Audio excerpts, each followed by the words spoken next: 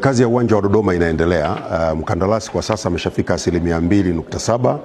Alipaswa kuwa amefika 5%, lakini kwa sababu tulimbadilishia eneo ambalo anatakiwa aweke uwanja, ndio maana kumekuwa na kuchelewa kidogo, lakini kazi inaendelea na tumemhimiza mkandarasi aongeze nguvu zaidi, aongeze idadi ya wataalamu, idadi ya wafanyakazi, lakini pia aongeze mitambo, na bahati nzuri ana mitambo mingi ambayo iko njiani inakuja kutoka Italy. Lakini pamoja na hayo yote, msisitizo mkubwa tumeuweka kwenye kuhakikisha vijana wetu wa Tanzania wanapata kazi. Ni eneo ambalo tunalisimamia kwa ukaribu zaidi, kwa sababu tungependa miradi hii inapotekelezwa ndani ya nchi yetu mwishowe iache utaalamu kwa vijana wetu, kwa wataalamu wetu.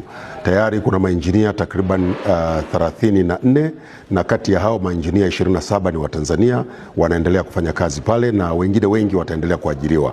Matarajio yetu ni kwamba mradi huu ufanyike kwa haraka. Kwa hiyo moja kati ya mambo ambayo tunamsisitiza ni kwamba hatutakuwa na nyongeza ya muda. Tunataka uwanja ukamilike ndani ya muda ili uweze kutumika, lakini zaidi ya hapo uwe ni uwanja ambao unafanana na makao makuu ya nchi, yani Dodoma. Tunajenga uwanja Arusha ambao sasa hivi uko zaidi ya 70%, lakini tungependa sasa na hapa Dodoma uwanja nao ujengwe kwa kasi hiyo hiyo, lakini uwe na hadhi inayofanana na makao makuu, ikiwemo kuwemo maeneo ya watu mashuhuri, VIP boxes, na tunalisimamia hilo kwa karibu sana ili uwanja wetu uwe katika viwango vinavyotakiwa.